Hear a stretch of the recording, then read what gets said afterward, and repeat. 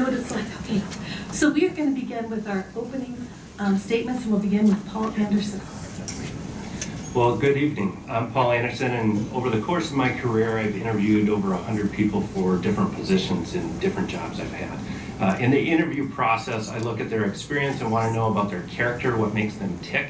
I want to know about their relationships, how they work with others, how they treat others, and about their competencies, what they've achieved and their successes. In the end, I want to make sure that I can trust this person with the decisions that are most important with the organization they're representing. So let me tell you a little bit about myself. This is personal to me. I grew up here. My family and I moved here 40 years ago from South Minneapolis. I went to Wayzata High School. I had Miss McGarvey sitting in the second row there. She taught politics. I met my wife there.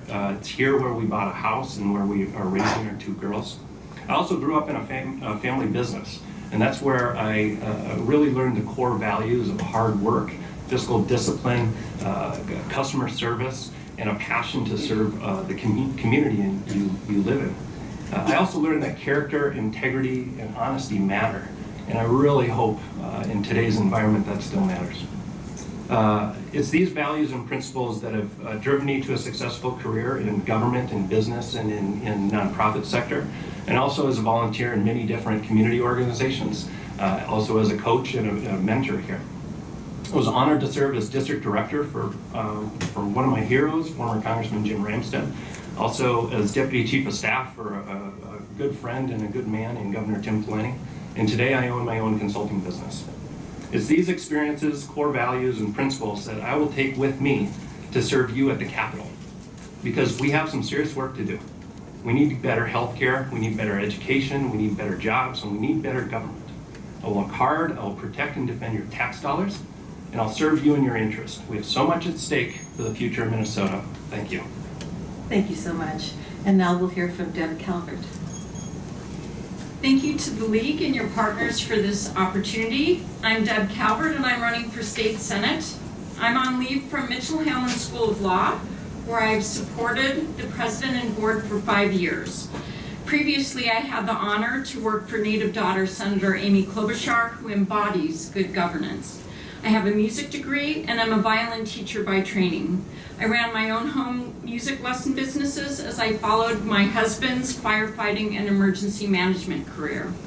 When some students could only afford to pay me in eggs, I started a nonprofit to provide the music enrichment they all deserved. People who grew up here are rightly proud of our district. Having lived all over the country, when an opportunity arose, I did my research and we chose to move here because it was an outstanding place to work and raise our two children.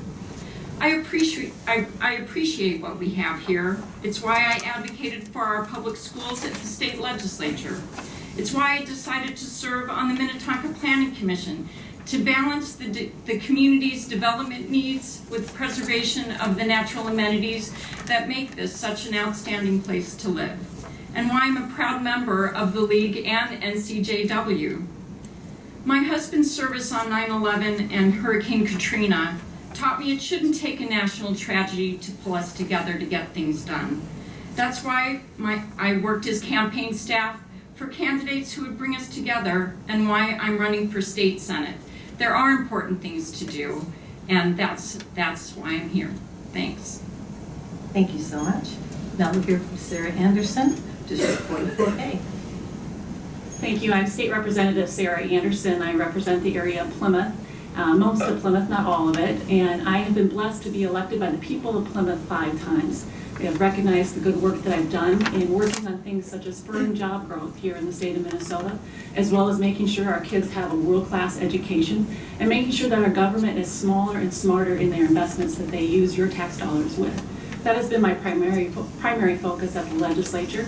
I've also had my work recognized by several different organizations, one of them being the Aspen Institute. I was named one of the Rodell Fellows, an organization that prides itself on getting people together to work across party lines. I've also been endorsed by the Minnesota Chamber of Commerce, the Twin West Chamber of Commerce, the National Federation of Independent Businesses. I've also been recognized by Mazone, which is a Jewish hunger solution organization, for my work on helping make sure that people have kids go to school and have food in their bellies and so they can learn, as well as making sure that families have access to good quality food that they can provide to their families.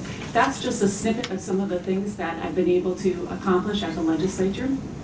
Working on spurring job growth, trying to make it so that smaller businesses can thrive and succeed here in the state of Minnesota, and making sure that our kids, when they graduate from college, have good paying jobs that they can go to at the end of the day. Plymouth is blessed to have really good med tech companies here in our area, and by helping them out with the research and development tax credit, that's been huge for them. On the education front, making sure that our schools are well funded and making sure that our class sizes are smaller. I've been a huge advocate for that and carried the legislation on early childhood learning scholarships. And then also just making sure that we get rid of waste and fraud and abuse of your tax dollars, and that has been a focus as chair of the State Government Finance Committee. So I just want to say thank you again for having me here tonight, and I look forward to the forum. Thank you very much. Now we'll hear from John Applebaum, District 44B. Oh, Jenny Cleveland, I am so sorry. That's okay. It's always great to be a first-time candidate. And all of you who've received all of my mailers, just know it's about building brand name recognition so I don't get forgotten. We have to have a little fun, right? It's serious business. I am Jenny Cleveland, and I'm proud to be a first-time candidate. In Plymouth, we work really hard, and we do care about each other, and that's why I'm running. I have been a mediator for many, many years. I have sat at the table and listened to thousands of mediations. And my job is to help people come together to build a brighter future for themselves or for their organizations. That's what I do. That's my skill set. I'm the proud mother of 3 children who graduated from Wayzata schools. They went on to graduate from the University of Minnesota. One is obtaining her PhD in food science and will soon hopefully be returning to Minnesota. And my youngest is at Rutgers, working on a master's degree in urban planning and urban design. And my oldest is in the financial industry, and he works for Wells Fargo in St. Louis, Missouri. For many years, I've come to this building, and I've worked with the leadership of this city to help them make things better for our community. And that's what I would like to do in the state legislature. There are so many things that we can be proud of, but there's still work to be done, and that's what I hope to do. I hope to advocate and bring to our community real state funding for our educational system. I don't believe that 2003 should be the benchmark as we go forward in 2017. I believe that we have the ability to spark leadership and innovation in our community, and that's what I'd like to do by helping our small businesses grow and build their dream companies. Thank you, and I look forward to representing you in 2017. Thank you very much, Jenny Cleveland. Now we will begin with John Applebaum, who's running for 44B. Thank you, and good evening. I want to thank the League of Women Voters, Jewish Community Action, and the National Council of Jewish Women for hosting this event, and really appreciate everyone out there for participating.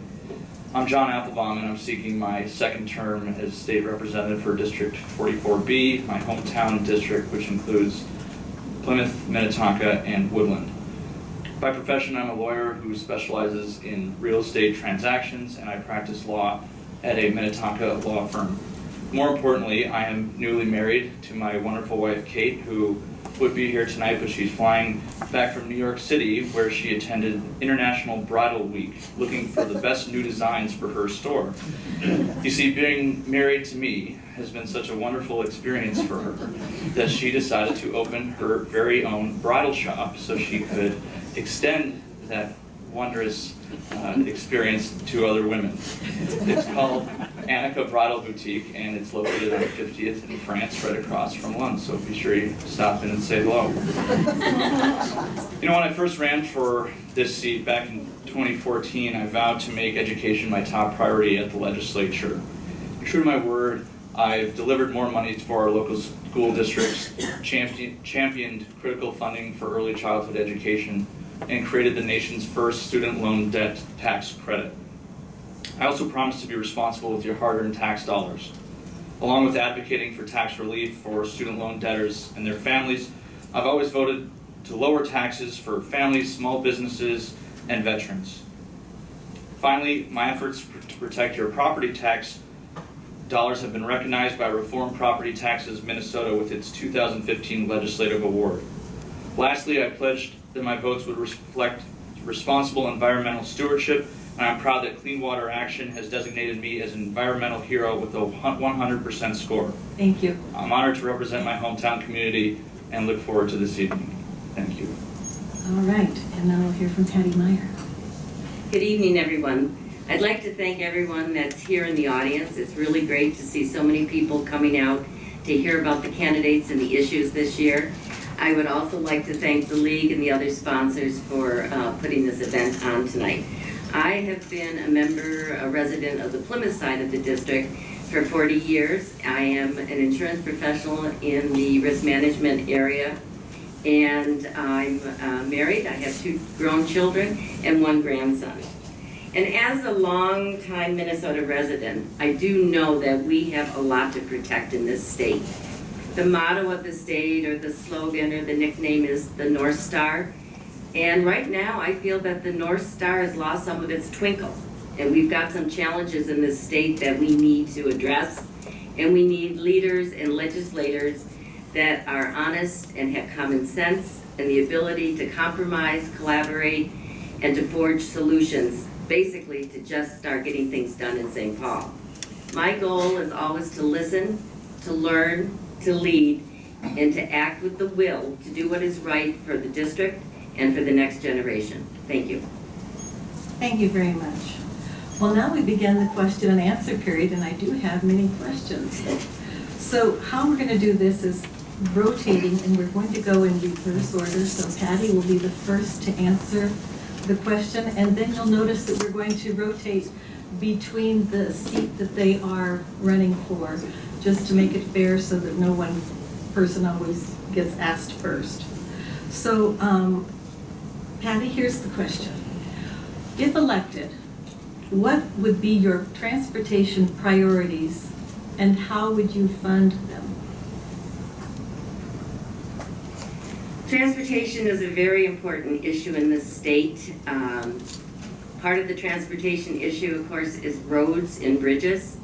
And we need to fund those, we need to fix those, we need to expand those. 98% of the people in the state use the roads, and it's just not the individuals and their vehicles, it's also commerce. That's how we move the goods from the farm and from the businesses to get them to the stores. So it's an important issue.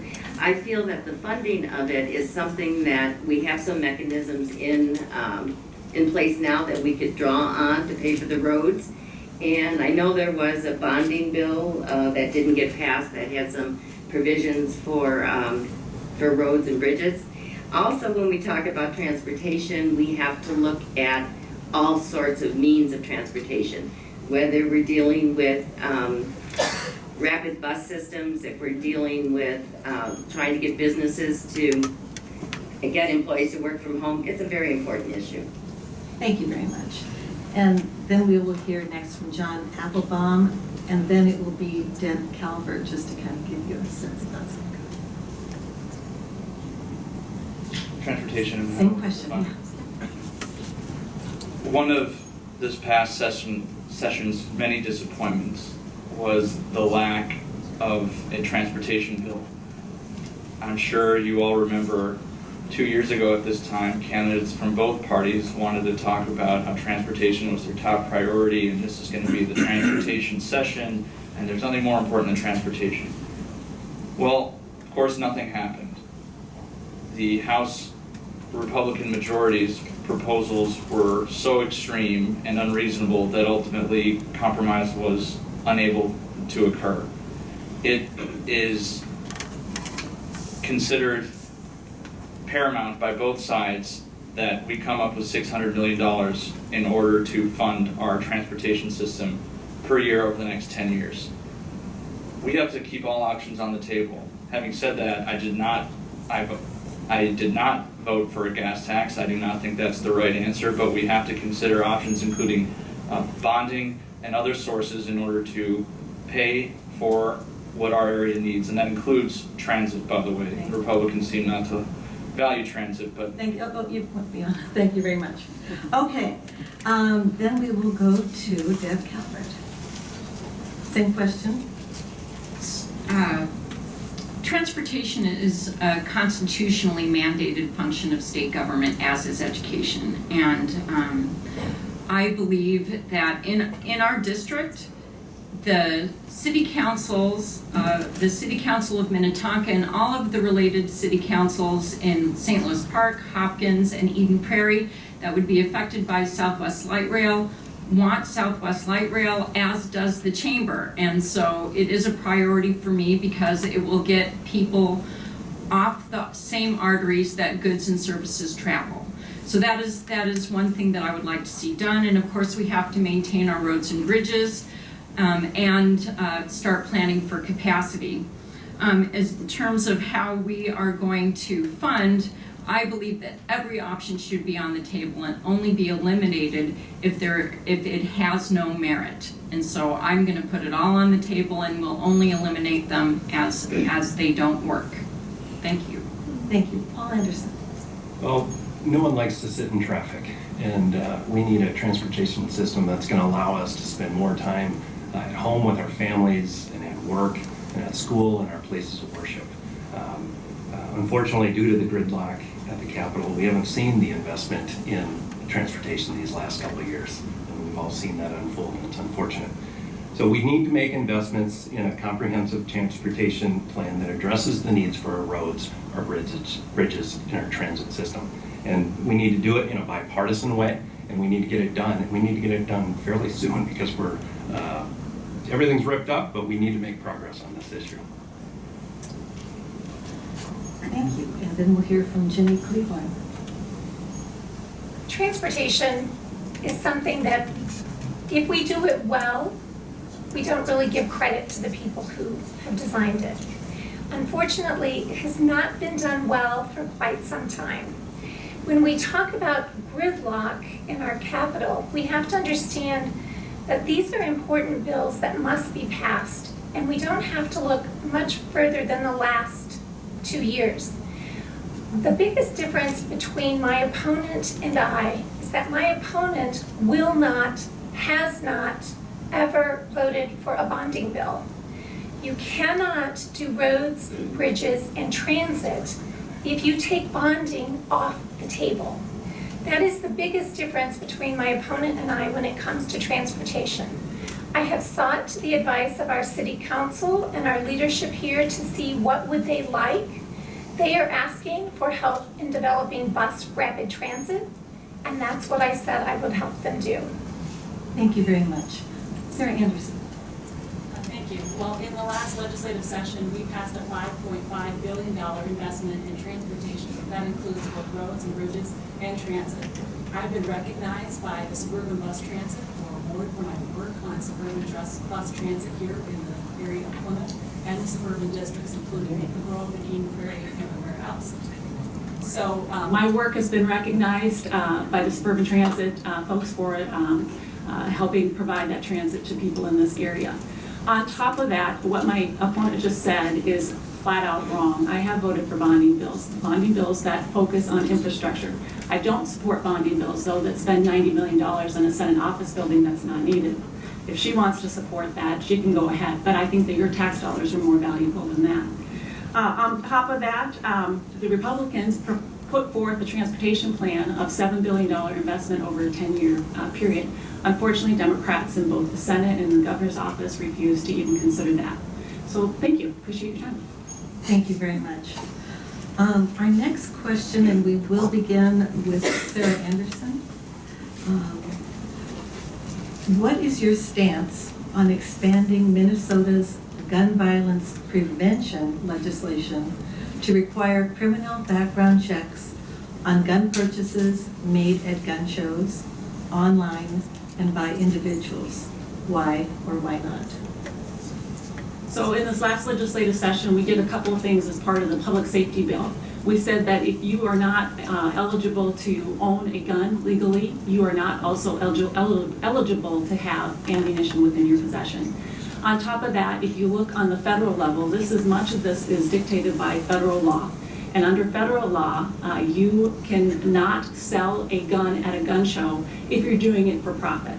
So any of those individuals that are at a gun show that are doing it as a business, they are regulated by the national, it's called NICS. They have to have all of their transactions that go through the background check already. That's already in state law. Also, Minnesota and federal law says that you cannot possess guns on any school property or at a daycare facility or any of these different places. So we have the protections in place here in Minnesota. Where I have focused my emphasis on is mental health and making sure that individuals have access to mental health, because people that commit these kind of crimes are people that are suffering from mental illness, and that's what we need to address. That's the key to stopping gun violence. Thank you very much. Jenny Cleveland. Closing the background check loophole is one of my top priorities. I'm proud to be endorsed by the police, and our police officers are asking for this to be closed. Domestic assault is a violent crime that happens in a moment of passion. Suicide happens in a moment of despair. We need to make sure that guns are only in the hands of people who are capable of handling the responsibility of gun ownership. I support the Second Amendment. I have no problem with the Second Amendment. But our police officers and our community safety comes first. Thank you. Then we'll go to John Applebaum. I believe that in Minnesota we need to pass legislation that requires universal background checks on all gun sales.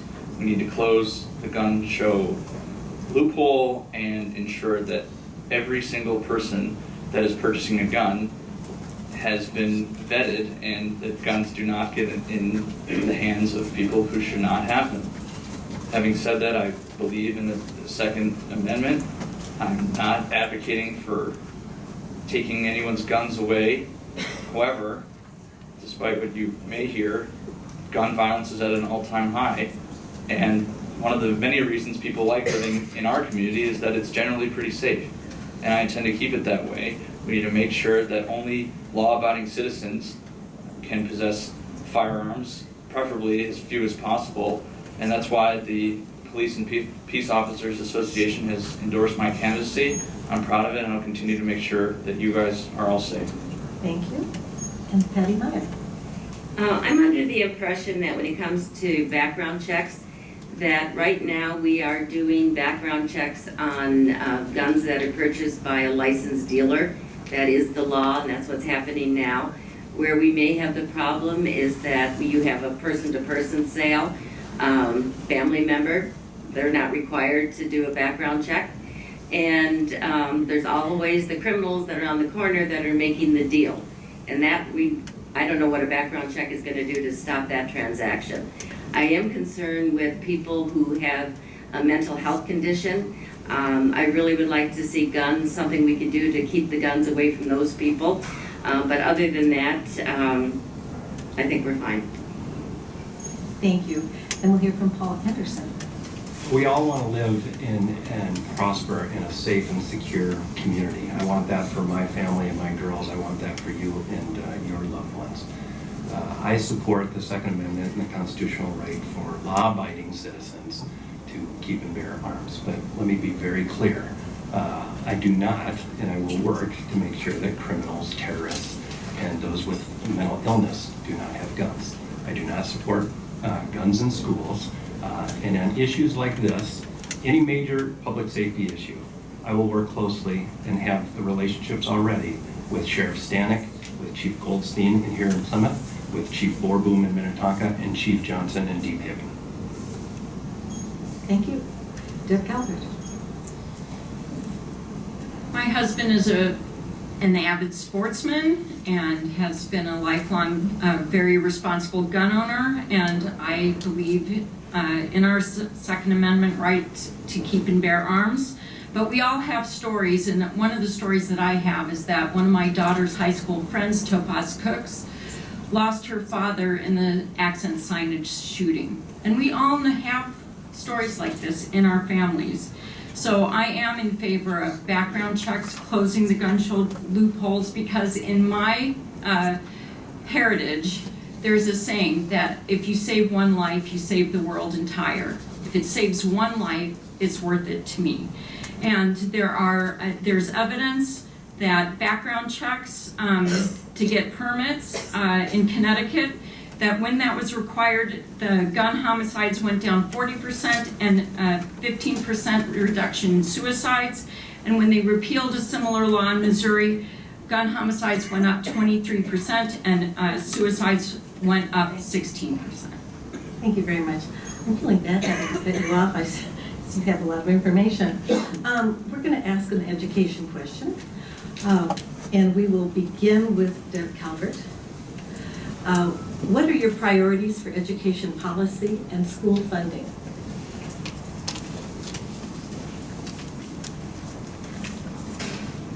My priorities for education policy, first of all, we have to make sure that our youngest children are starting off right. So I would like to target dollars to those most at risk for falling behind academically, because we know that there is a 16% inflation-adjusted return on investment in quality early childhood education. That's one. We have to keep our schools strong. One of the ways that we can do that is by funding mandates that truly help our students and getting rid of ones that don't. One of the ones that does help students is special education.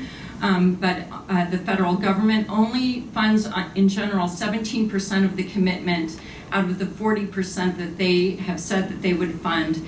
And the state has a percentage that they're supposed to fund. We have to fund that. And the other thing that I think is very important is keeping college affordable and accessible to keep our educated workforce something that attracts major employers. Thank you. All right, Paul Anderson. Well, we're really fortunate to live in Senate District 44, where we have 5 outstanding school districts in Wayzata, and in Hopkins, and in Minnetonka, and in Osseo and Robbinsdale. We're really fortunate, and I'm grateful that I graduated from Wayzata High School. It was a great education. My priority in this is first, working on trying to improve this status we've had for far too long on the opportunity gap, or achievement gap as it's often talked about. I also want to work on getting the funding, which the funding situation is kind of crazy, but getting the funding most centered on getting to the classroom. I think we need to focus on supporting our great teachers, and then with regards to getting more local controls to our school district, and making sure we don't have unfunded mandates that really messes up budgets as well. All right, thank you. Then we're going to hear from Ginny Cleveland. Education, so we're talking about priorities of policy and school funding. The biggest priority that I have for school funding for schools is for every child to succeed. And by that I mean we need to help close the cross-subsidy gap that we have when we're having special education funding being taken from our general education budget. I have heard repeatedly that my opponent says that she funds schools.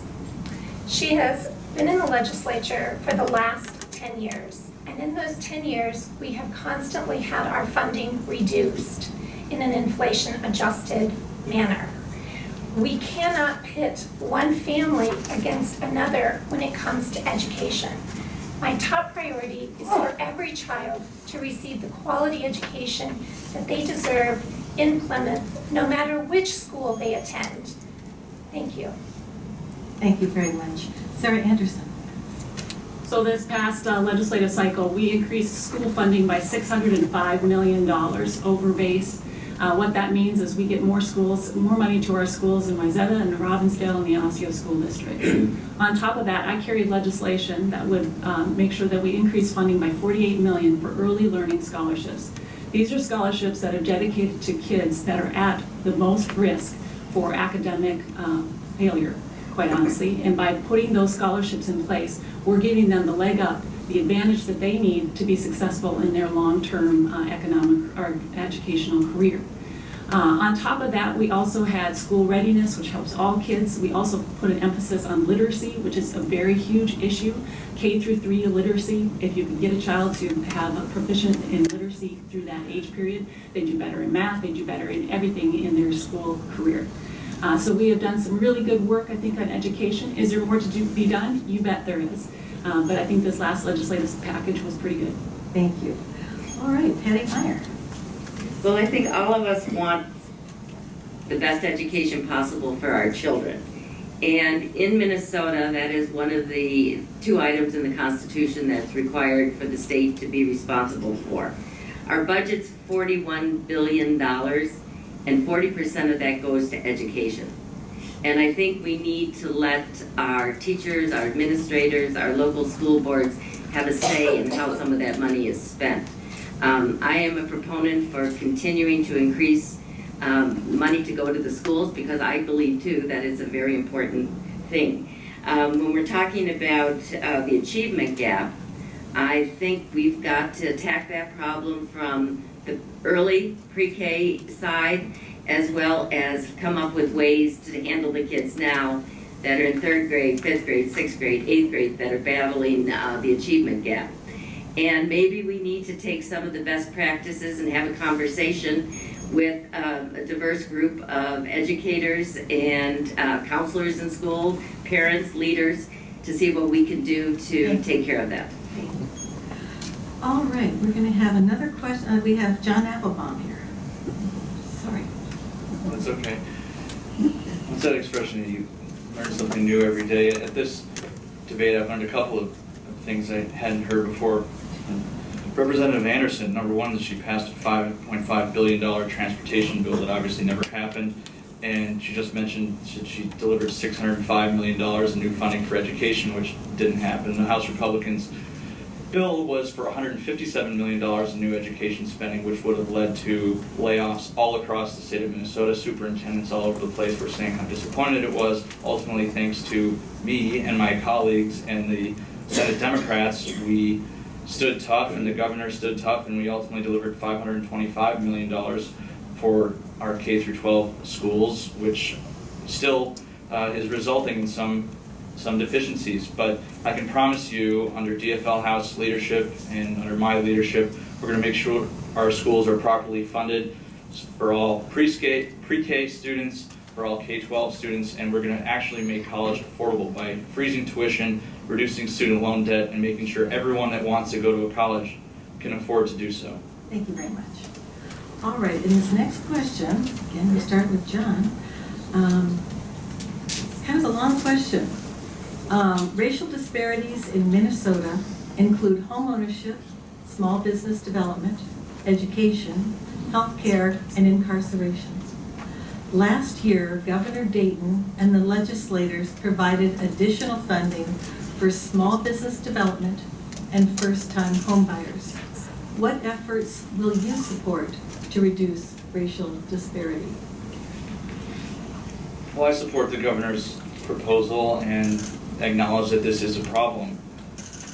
We need to do a better job of being more inclusive in all facets of society, and I believe that begins with education. We need to teach tolerance. Our public schools have to stress how important it is that we treat everyone with respect, that not one person is better than anyone else, no matter what they look like, their gender, their sexual orientation, anything.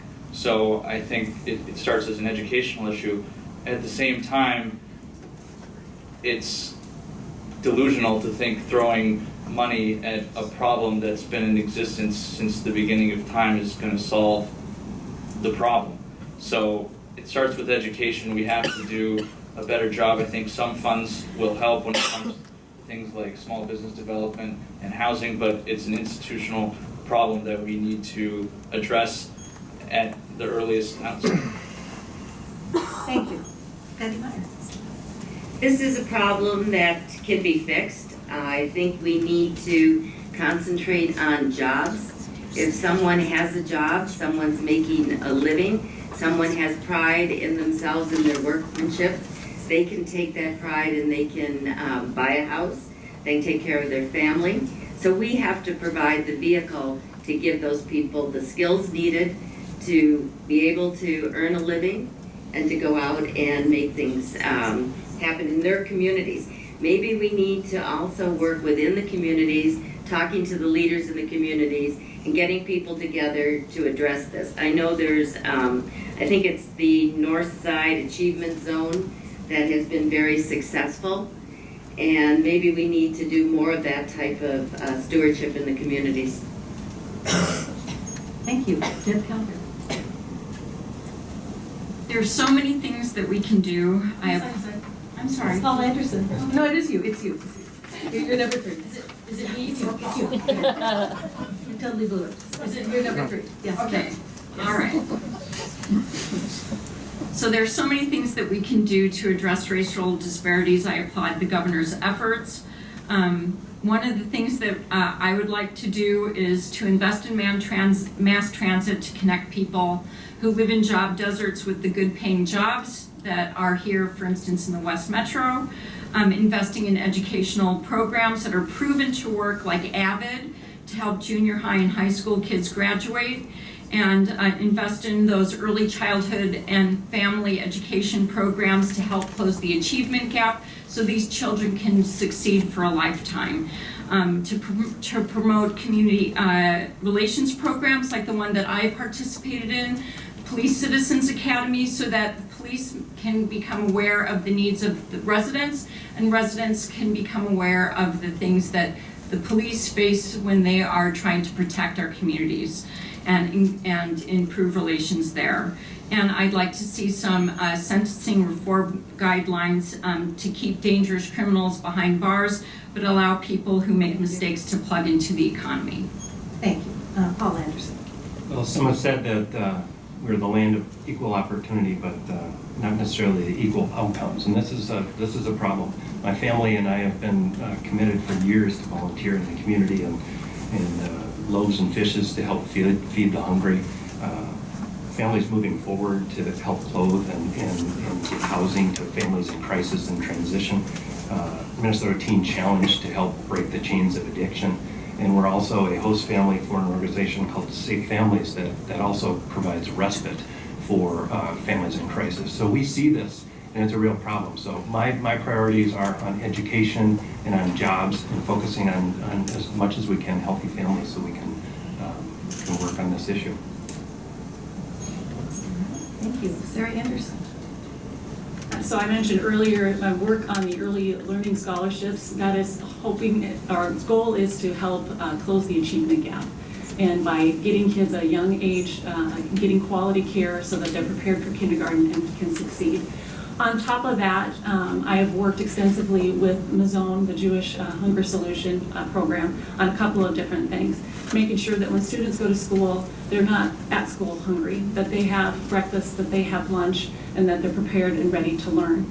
On top of that, I am also part of the Healthy Eating Solutions effort. I passed legislation that makes farm goods, produce, healthy eating available to families of lower economic status. So opening up our farmers market and making that a tool that's available to them so that they have healthy eating.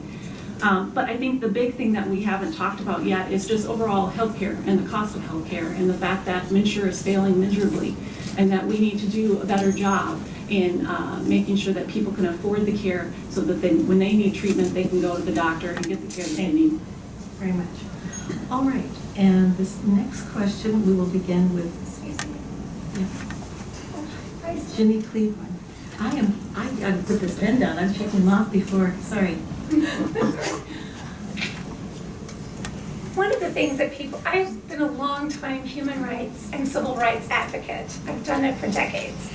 And one of the things that we don't really like to say is that we do have racial disparities that are based on systemic systems that have failed a good portion of our society. That's a fact. The other thing that we don't like to talk about is systemic disinvestment in certain communities. That also is a fact. One of the things that I noticed in this last legislative session, and one of the reasons I've entered the race, is exactly that, systemic disinvestment. So with that, I mean things like the House proposal. The original proposal was to cut $1.2 billion out of Health and Human Services. That hurts those at the lowest economic advantage in our society. And also I would like to mention that there was a systemic proposal to cut the Jobs and Economic Development by $11 million in the House this year as well. Though you can't say that you're for lifting people up if you are systemically disinvesting in our community. Thank you. Thank you very much. And Jenny, this next question you start with. I just got this question here. This is a criminal justice question. Mass incarceration and drug sentencing have become hotly debated issues, as many individuals are receiving long sentences for minor drug offenses, disproportionately affecting people of color. Many believe that what is really needed is more mental health, chemical dependency, and diversion programs. What is your position on drug courts and sentencing reform, and why? This is a place where we have great opportunity to shine as a community. When we look at the incarceration rates, they are skewed to persons of color. That's also a fact. We have an opportunity to use the drug courts not to lock people away, but to allow people to have intervention programs, just as we do with the veterans courts when people have suffered trauma in the war zone. We can do that for people who are addicted to many different types of drugs. I do believe that there's opportunity to work with our mental health community, to work with our criminal justice community, and I participate in a group with the Minnesota FBI where we bring those stakeholders to the table to talk about best practices. And I would like to see that broadened into the larger community. It costs $15,000 a year just to have a bed in an institution to lock someone away. Thank you. Thank you very much. Sarah Anderson. So I mentioned earlier that we've put a lot of emphasis on mental health needs here in the state of Minnesota the last 2 years. In the Health and Human Services program alone, we made sure that clinics are receiving mental health grants so that they can be better prepared to handle individuals that come in for urgent care. On top of that, we also provided emergency mental health funding for folks that find themselves at a desperate moment, family members that are bringing in their loved one and they just don't know what to do. So we put that as part of it. But I think what is really key is we put in place training to our teachers, because what we're finding more and more often is that our school teachers are facing kids that are just developing their mental illness or just recognizing this. So we want to make sure that the teachers are prepared, so one, that they can identify it, two, that they have the resources available to help those kids seek it so that they can live a normal life and a healthy life. So that's been all part of the package over the last 2 years in both the Health and Human Services bill and the Education Finance bill, and I supported both. Thank you so much. Next one will be Patty Meyer. This is a serious problem that we have as far as the chemical dependency and the need for drug courts and mass incarcerations. People that have a serious dependency problem, I don't think belong in prison. They belong in a place that have experts and people who care for them and people who are skilled to help them break that addiction. If we don't break the addiction, they're going to be back in the court, they're going to be back in the jail, they're going to be back in the emergency room. So I think as a state, we owe it to the people to help them get stronger, to get better, and to make this a better situation. We have enough criminals, we have jails right now that are overflowing in prisons, and I think we could handle these people in a different format. Thank you. John Applebaum. Well, I don't think low-level drug offenders should be in prison. They shouldn't be taking up police time and police resources which ultimately we pay for. It's absolutely ridiculous how much time and effort this failed war on drugs is costing not only the United States but here in Minnesota. We need to be concentrating on actually getting the violent offenders. We need to start concentrating on prosecuting people who are having guns illegally and causing harm in our communities. We need to be making sure that we can keep terrorism away from our communities. You read the paper every single day, and Minnesota is a hotbed for that type of activity. That's what we should be doing. So when it comes to someone with the low amount of marijuana on their person, that person shouldn't be in jail. It's just a complete waste in all senses of the word, and we should be focusing on bigger issues. Thank you. Paul Anderson. Well, mental health issues have become a major situation that affected our communities here, and it's something I'm proud to have worked with closely with Congressman Ramstad in my time as his district director as he fought for this. Many families struggle with it. Our own family and loved ones close to me have struggled with mental health issues, and I've worked with veterans that have struggled with this and coming back from combat. We're seeing more and more how it's impacting our society, and we need to work together and find ways to address this problem and make sure the funding is appropriate, because we do have a situation where, whether it's at St. Peter or other places, we don't have the capacity. We need to make sure the funding is there. Thank you. Deb Calvert.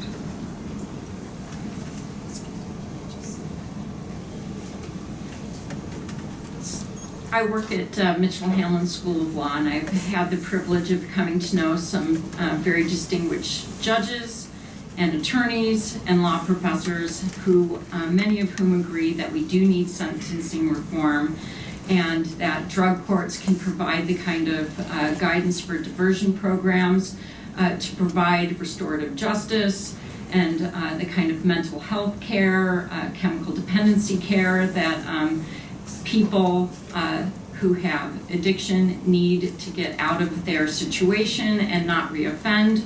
And the other thing that is very important to understand is that we need to provide economic justice so that people don't turn to drugs to begin with and end up in the system. So we need to have the kinds of racial justice and economic justice in our communities to make sure that opportunity is there starting at the youngest age through their adulthood.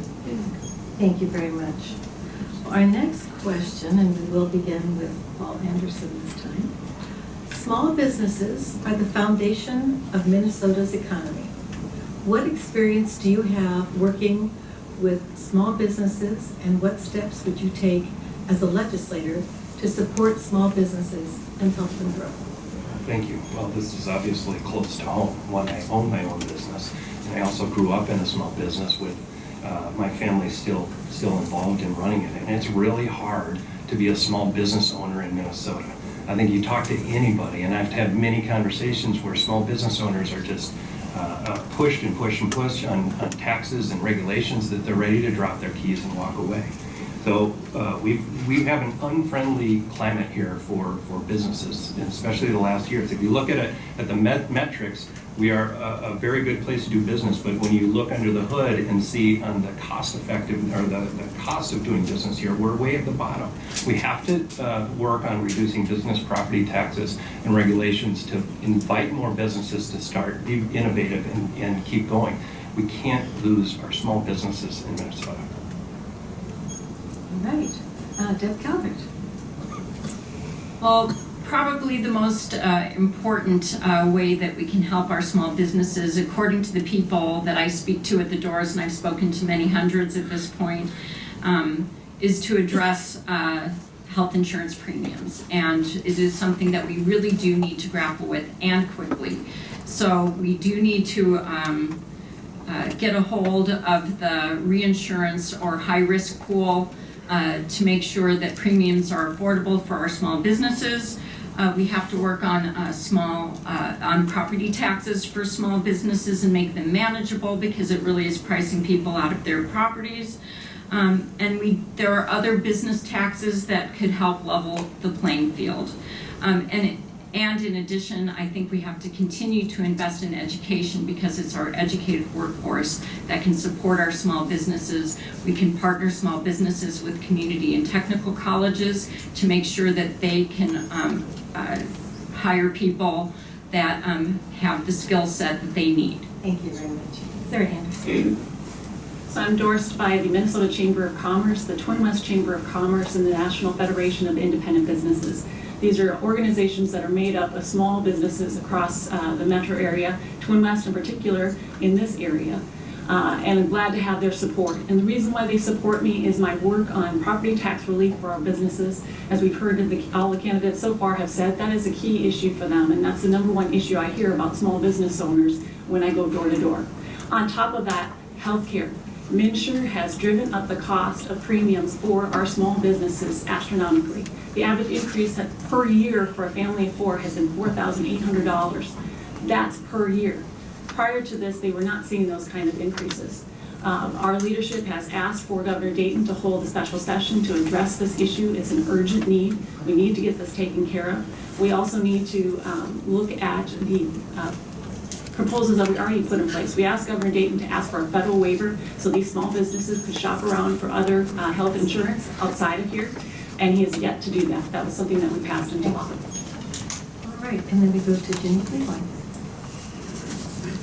Small business is the backbone of our community. Plymouth has a great initiative called Plymouth Proud, and I am happy to be able to support Plymouth Proud initiatives with our city. The thing that I would like to say about economic development and healthcare costs is my opponent is sitting next to me, having just served 10 years. These are not new issues. These are issues that have been ongoing for a long time. Whether we're talking about healthcare costs, hello, this is not new. It has been going on for a long, long time. Economic development. She states that she supports economic development, yet she voted against the economic development programs in House File 729, which help support our small businesses and gave them job creation grants and funding to help them grow their businesses. Thank you. John Applebaum? Well, I'm from a family of small business owners and entrepreneurs from both my mother's side and my dad's side. My grandfathers who passed away were small business owners who worked every single day up until the days that they each died. My mom, who's in the audience, has had several small businesses in her life. My sister, who's not here, has a small business selling wipes for your device. It's called Spruce & Co. I feel like I'm Trump here promoting all these companies, but Sprucies, they're called. Anyway, they're really terrific. And my wife's store, as I mentioned earlier, AnicoBridal.com. I understand the effort that it takes to run a small business. I grew up with it every single day.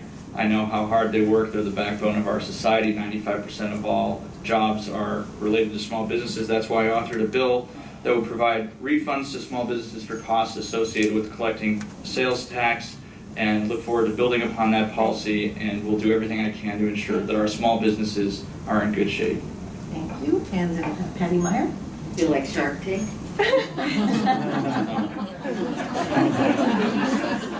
Small business, as everybody said, is the backbone of our economy today.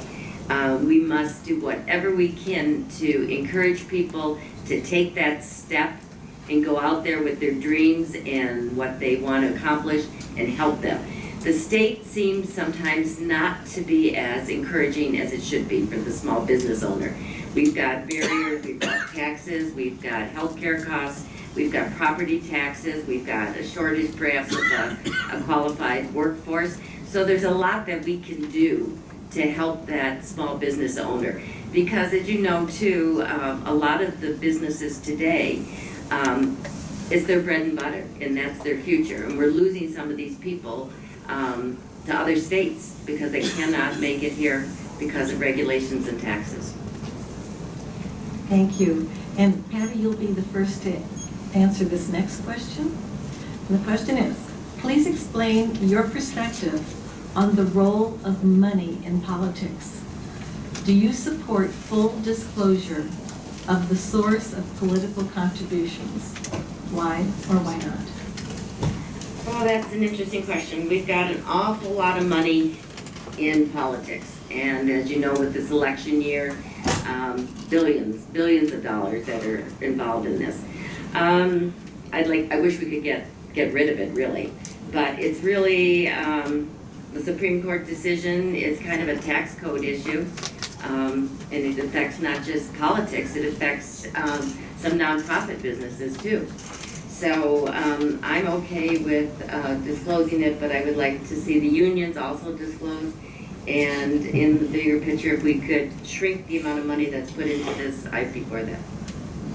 Thank you. John Applebaum. Well, there is too much money in politics. I think we can all agree on that. I'm sure your mailboxes are being filled with very elaborate, expensive, and often untrue advertisements for or against certain candidates. And as Patty mentioned, that's perfectly legal according to Citizens United. So corporations and these outside groups can spend as much money as they want to influence our elections, which is really too bad. What we can do about it is to ensure that we know the sources of these groups' donors. There's a bill in the legislature this past couple years that we've been trying to pass that's called the Disclose Act, which simply says we want the donors to these groups to be disclosed to the public. I've voted for it every single time. Representative Anderson and every single one of the House Republicans voted against it time and time again, and that's really a shame. Deb Calvert. Well, I think transparency in government, which we desperately need, starts with campaigns, and I definitely would be in favor of legislation such as the Disclose Act. I think that groups outside of our state that don't understand our culture or our values have too much influence over the outcomes of our elections or try to influence our electorate, and I think it has to stop. So, and I also think that corporations are not people, people are people. So I would love to see Citizens United end, and I think we do need to get a grip on campaign finance reform and get money out of it. There is no reason on earth that state senator candidates should be raising $104,000 and that is spit in the ocean compared to what's being spent on my race and the other races around the state. So I'm absolutely for transparency in campaign financing. Thank you. Paul Anderson. I agree. Too much money is spent on campaigns. We spend far too much money trying to raise money, and then you have no control over what comes in and what's spent for and against you. It's unfortunate, and I agree. Minnesotans expect them to be transparent and open. But unfortunately, when you really look at the data, the money on this is coming from the unions. It's coming from unions and some significant Democrat funders. And so, may not agree with that, but there's articles to state the facts. At the Capitol, I'll work. This is going to have to be in a bipartisan way. This can't be a single party, a single agenda solution. We're going to have to work in a bipartisan way to get campaign reform done and do it for open and transparent laws going forward. Thank you. Jenny Cleveland? There is entirely too much money in political campaigns. When you are asking someone to give you $25 and $30 at a time, and you are trying to raise nearly $70,000 to run a first-time race, it's ridiculous. And so if you want to get special interests out, elect a legislator who will support the Disclose Act. Just like everything in government, I think it needs to be public, I think it needs to be transparent, and you, the voter, should know who is buying your election if that's what's happening. Now, on the flip side, I was fortunate to see some mail that came at me giving me power for things I never knew that I was even involved with. And so I have decided I'm going to take ownership of that Senate office building and that outdoor toilet and whatever else they said that I was, making happen. And John Glenn, move over. I'm claiming your accomplishment too. Thank you. Sarah Anderson. If you ever don't want to get political mail, you should run for office, because I will tell you, all of us don't receive a single piece in the mail. They are all independent expenditures that we do not have control over, and that is the unfortunate part. Because we went the route that we went, independent expenditures is what given a lot of our elections, not just here in this area, but across the state of Minnesota. And you are going to probably see for the first time $1 million campaigns in this state, and the candidate themselves maybe only put in $60,000. So you can imagine how frustrating that can be for the candidate themselves. What's frustrating for me, though, in this district, the only dark money that I've seen has come from Conservation Minnesota. It's a 501c4. They are the individuals that are not required to provide their donor list. And it was an attack against me. So far, that is the only piece that I've seen in this area that has used dark money. Thank you very much. On our ballots this year, when you go to vote November 8th or earlier, if you're voting earlier, there's going to be a constitutional amendment question. And by the way, I'll be starting with Sarah Anderson for this.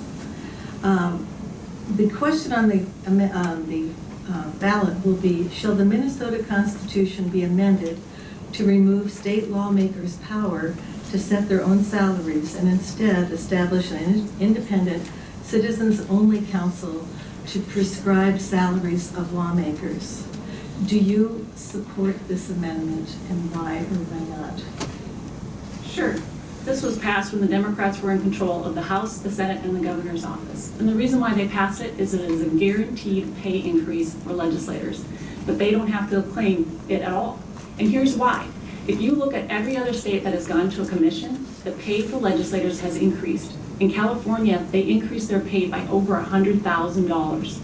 So if you don't want us to make over $100,000, right now we make $31,000, you're going to want to vote against this amendment, because otherwise you're going to jack up the cost for you as a taxpayer, paying for politicians' pay, something that I have opposed, and I have voted against every pay increase while in office. Jenny Cleveland. I actually would like to know what legislators are truly paid. We hear the $31,000 number thrown out quite a bit.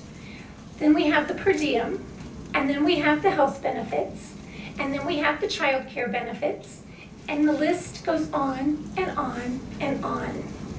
As a first-time candidate, legislative pay is something there are two sides of this. If we want people who can represent us, who come from various backgrounds, we do need to think about what legislative pay should be. If we want people who are wealthy and can work part-time, then that's what we will get. If we want people who are only retired, then that's what we will get. Legislative pay, like everything else in the public, should be clear, it should be transparent, and people should know exactly what it is. Go try to find out what the expenses are for a legislator. It's almost impossible to find. Thank you. Next will be John Applebaum. I wish there was a fact checker at this event, because I just heard two other things that are completely not true. Number one, California's commission voted to lower its pay recently. And number two, California legislature is a full-time position, which you should know, and it's also the 9th largest economy in the entire world. So of course they're going to get paid more. It's apples and oranges. Back to the question, I think that the amendment is fine. I expect it's going to pass. I was not involved in the legislature when it was brought on to be a question for the ballot. I think that legislators know what they're getting paid. No one does this for the money, I would hope, unless people are truly crazy. And I think the pay is fair. If it goes up, fine. If it goes down, fine. It's not going to keep me from running. Sorry. Thank you. Patty Meyer. I think the situation here, I agree with John that it probably will pass, but I also know, and Jenny mentioned that it's difficult to find people to do this. This doesn't have to be a high-paying job, but in some cases, we may need to pay somebody a little bit more than the $31,000. There's good people out there who just can't do it because of the finances. But I think we as legislators should be able to sit down and talk about this and look each other in the eye and make the decision, are we worthy of a pay increase? Have we done the job that we were sent here to do? Do we deserve this, as opposed to somebody else making that decision for us? So in the past, it's been done within the group. I think they should be able to continue to do that. Thank you. Paul Anderson. Well, let's go back to the question. This is a constitutional amendment to create a legislative pay commission. Excuse me. This is taking the ability for legislators to vote publicly for their pay raise or pay decrease and put it in a commission, and so it's not accountable to those in the legislature. So let's have the facts here and say, if we want open and transparent government, then the legislators should vote on their own pay raises or pay decreases. It should be public. And I don't support it. Thank you. Deb Calvert. There are many people that can't run because they can't afford it. And I think we need more people in government who have lived through and can relate to the issues faced by most people. My husband drives a car with over 250,000 miles on it. I refinanced my home just to help my kids pay back their college loans. $31,000 halves my pay that I make at the law school where I work. That said, I think having an independent, nonpartisan panel of citizens decide and take it out of the partisan politics to decide what our legislature makes is a great way to depoliticize and be more sensible about how we pay our legislators, and I would be for it. All right, thank you. Our next question, and we will begin with Deb Calvert. What particular issues are the most important to you? If you've already been in office, what specifically have you sponsored or co-sponsored?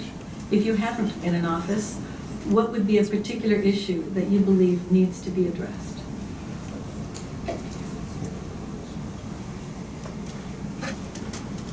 I believe that the achievement gap is probably one of the most important things that we need to address because it affects our entire society, and in order to do that, we have to invest in our families and our youngest children, because it does have a return on investment. Actuaries use reading readiness as a way to determine how many prison beds we fund. And so to close the achievement gap, we get a huge financial return on investment. We have people that can contribute to our economy. And it ends up saving taxpayers money in the long run. The other thing, actually, there's one other thing, and that is we have a rapidly aging population, and we need to have the state legislature get a grip on the many issues associated with aging, the costs of health care, housing, transportation, and making sure that we have the resources so that we're not pitting our children against our seniors. Thank you. Paul Anderson. I'll go back to my opening when I talked about better health care, better business, better education, better jobs, and better government. We've got a lot of work to do, but one of the most pressing things, and really didn't talk about it, is just plain gridlock and the ability for people to work together. I've done this my entire career. I did it was out of high school. I've done it my entire career through government and business and in the nonprofit sector. We need people to come together, to work together to get things done. On education, we need to make sure there's more funding going into the classroom. We need to support our schools as best as we can to make it continue to be leading in this state.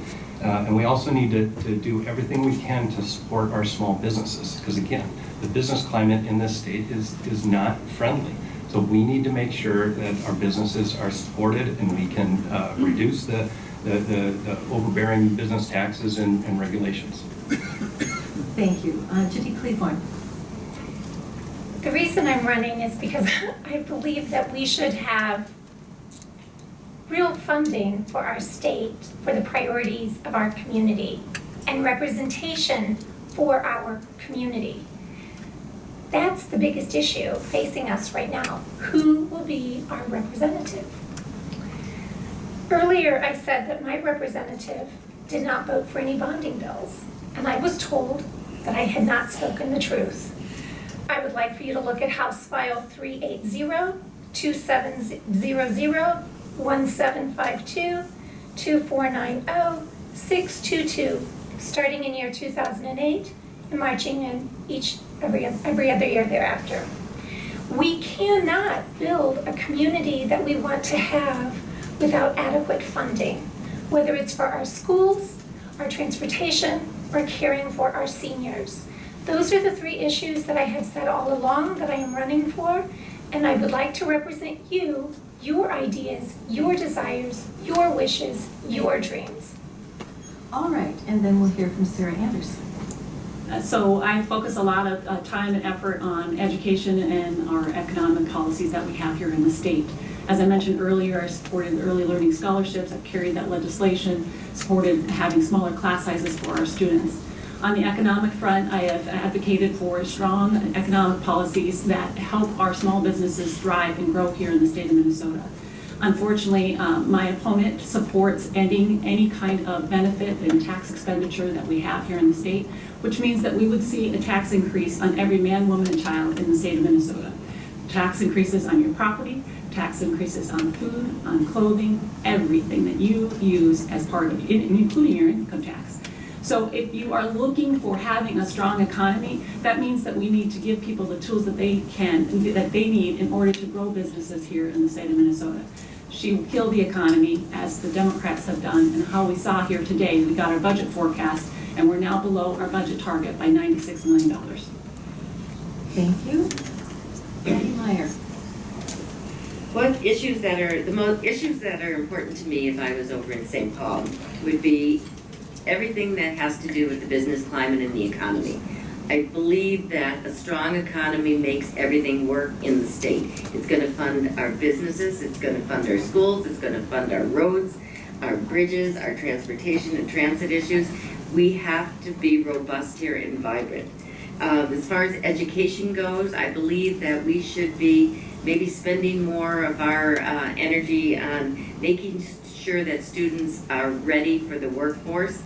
And if we have to bring back in some of the VOTEC and partner with businesses in town and get some apprenticeships going, get those kids out there, get them working and self-sufficient. I think we have a crisis with the healthcare situation in this state right now, and I feel very sorry for the people who are depending on MNsure. Thank you. John Applebaum. Well, I've heard this a couple of times, and just to be clear, MNsure has absolutely nothing to do with the premium increases. That's like blaming Amazon because the microwave is more expensive now than it was last year. It's asinine that both my opponent and Representative Anderson are making this point. Like, read the newspaper.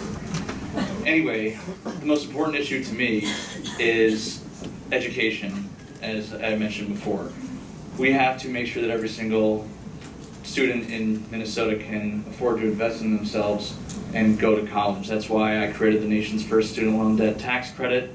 I'm very proud of my work in that. It would have provided $5,000 to everyone making principal or interest payments and their families here in Minnesota, and would have assisted 900,000 Minnesotans immediately. I'm looking forward to building upon that work and think there's no more important investment than the investment in our children and allowing them to continue their education and make the best of themselves. Thank you very much. Thank you, candidates. You've put up with me, and you've done a beautiful job fielding all these questions with just 1 minute to respond. It's now time for closing statements, and you have 2 minutes each. We are going to do this in reverse order from the opening statements, so we will begin with Deb Calvert for her 2-minute closing statement. Thanks again to the League and my friends at JCA and NCJW for organizing this fantastic forum. My husband and I did choose to move here with our kids because the quality of life is truly outstanding, and we fell in love with it here. As I've knocked on your doors, you've told me you want effective schools for all of our kids, that the skyrocketing cost of college is holding back a generation. You want a multimodal transportation system to keep you and the economy moving. You want to make sure our parents and we can age with dignity. You want a solution to the outrageous increases in health insurance premiums. You want bang for your buck, for your tax dollars, and most of all, you want legislators that cooperate to get the people's work done. So I do agree with my opponent. I think the most important thing we can work on is bipartisan cooperation. Former Mayor Karen Anderson of Minnetonka, a Republican, and former State Senator Steve Kelly, a Democrat, are my campaign co-chairs, and the entire Minnetonka City Council, Democrat and Republican, support me because they know I want to faithfully represent our swing district and bring people together. Senator Klobuchar endorsed me because she knows I have the same unparalleled work ethic, cooperative spirit, and I understand good governance. My experience supporting the Board of Trustees at the law school, as president of a statewide music teachers organization, as co-founder of a nonprofit, and on the Minnetonka Planning Commission, showed me that good ideas don't come with partisan labels. We need people who walk the walk, and I'm doing it. I'm Deb Calvert, and I ask for your vote. Thank you. Thank you very much, Deb Calvert. And her opponent, Paul Anderson. Well, thank you. Thank you for everyone being here tonight and for those watching on TV. I'm running to serve you. I'm not running to serve a political party. I'm not running to serve an agenda. I'm not running to serve special interests, and I'm not running to serve the unions.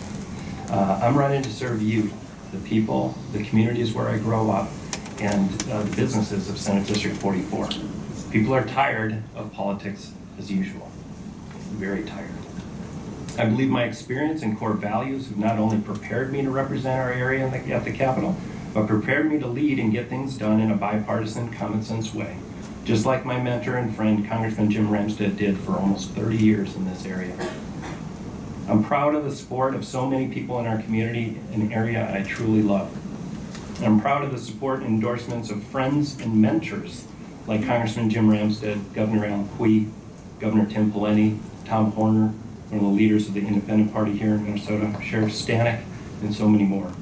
I'm also honored to have earned the support and endorsements of the Twin West Chamber, the Minnesota Chamber, and the National Federation of Independent Businesses, organizations representing thousands of businesses and workers here in Senate District 44 and across the state, and organizations that endorsed our Senator Terry Bonoff as well the last few elections.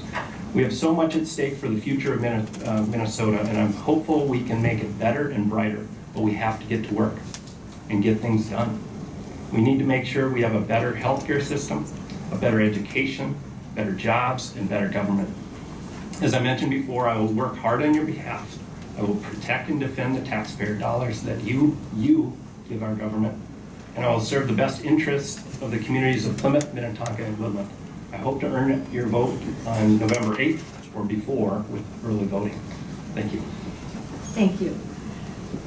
Now we will hear from the candidates from House District 44A, and we'll begin with Jenny Cleveland. Thank you for letting us be here tonight. It's a very important part of this process, so I just would like to say thank you first. I'm running for the State House to use my experience as a professional mediator. As a mediator, I bring people together to help solve conflict and to help them find better futures and to obtain better outcomes. Together, we can create a better community and a better business environment.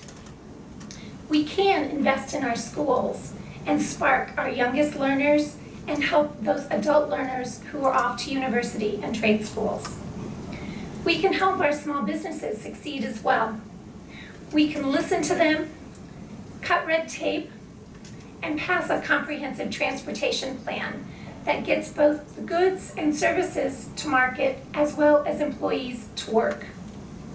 We can create an economy that works for our families. We can make childcare more affordable, and we can reduce the cost of tuition. And our seniors, we can help them by reducing the cost of prescription drugs.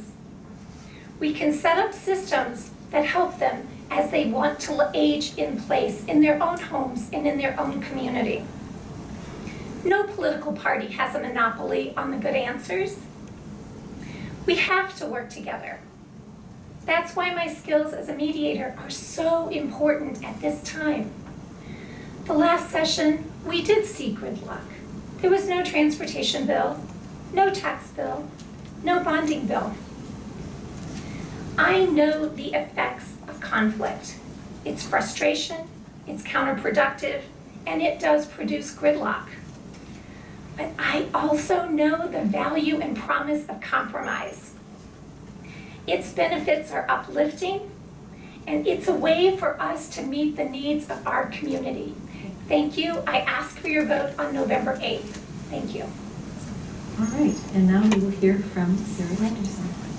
Again, thank you to the hosts, the people that are here tonight participating in this process. It's great to see so many people here.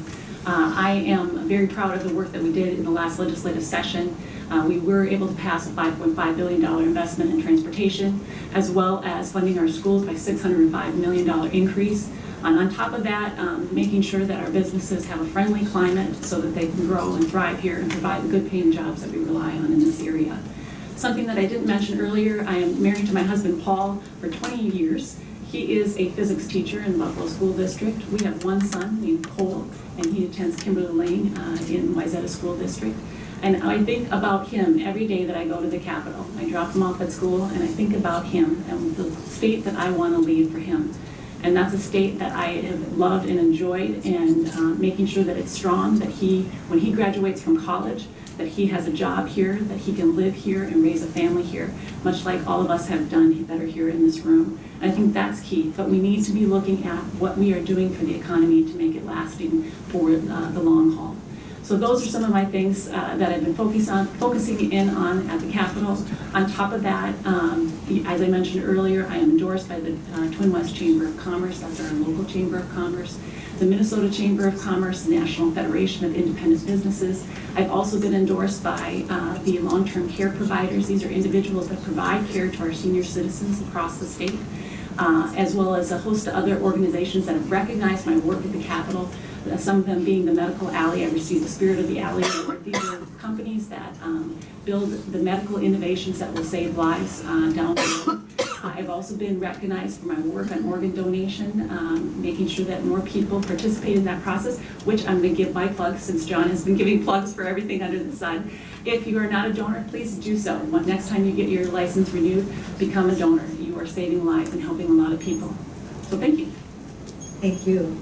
And then we will hear from Patty Meyer, House District 44B.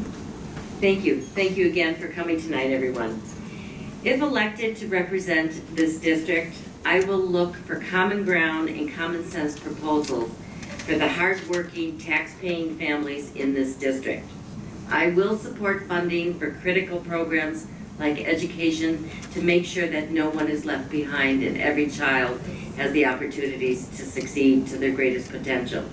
I will work to improve the business climate, to keep our high wage earners from leaving this state, and to keep the brightest college grads right here in Minnesota by encouraging businesses to locate here with good paying jobs and to work with our existing businesses to stop the migration of business out of this state.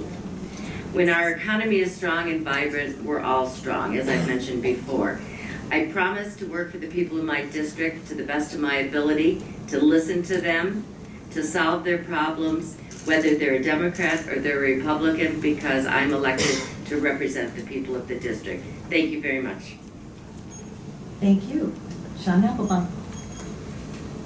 I'm thankful to be from this community and incredibly honored to represent it at the Capitol. We have award-winning public schools, beautiful natural resources, and a thriving small business environment. But we can do even better. We have to do more to help women, seniors, young families, small businesses, entrepreneurs, veterans, just to name a few. We have to build and sustain an economy that works for everyone, where every Minnesotan has a chance to be successful.